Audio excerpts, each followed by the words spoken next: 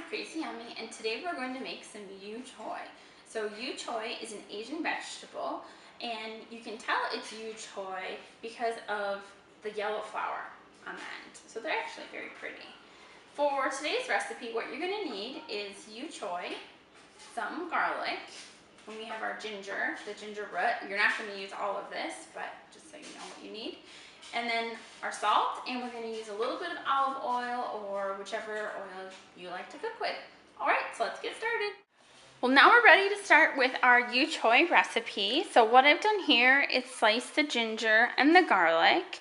So I like to slice the ginger really fine, just long strips, nothing real special. I don't peel off the skin. I just don't feel it's necessary for the recipe, and you save a little bit of time.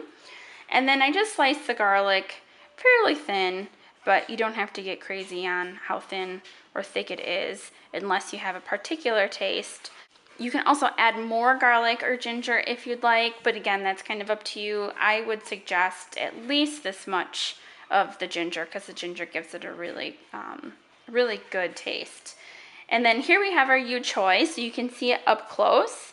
So you can see the pretty yellow flower that's on it. So when you're in the market and you're looking at all the different Asian vegetables, you can tell which one is your Yu Choy.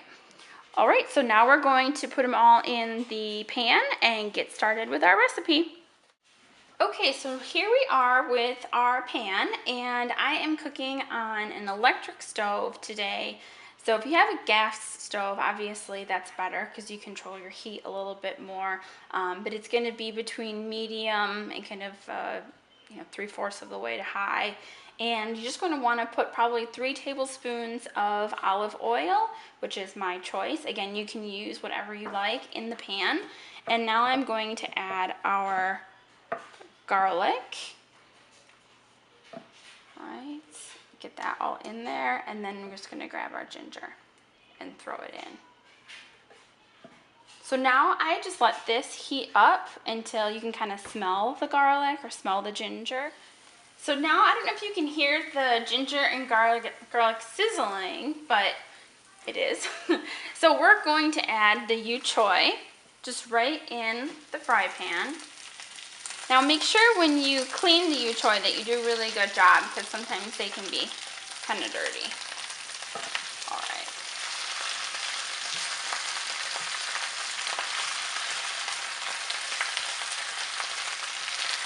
There you go. You can hear it sizzling. So after a couple minutes, you're going to start to see the leaves change color, and I hope you can see it on the video here, but they get like a real deep green color. Now it's getting really hot, so instead of adding more oil, what I like to do is actually add some water. You see our ginger and garlic are starting to cook. We don't want to burn them or get those a little too hot. So sometimes I'll put like just half a cup, or a 1/4 cup I should probably say, of water. Okay, and then for our last touch, what you're going to want to do is just add salt, right? So depending on how salty you like your food, you're going to want to put the right amount on, but probably just like a 1/4 or an 1/8 of a teaspoon is fine. You don't want to take away the flavor of the veggies. So you can see they cooked up real nice, and that's really about it. So it's a super easy recipe. And here's our finished Yu Choy, which looks delicious. For more Chinese recipes, go to crazyyummy.com. I look forward to cooking with you guys again. See you later.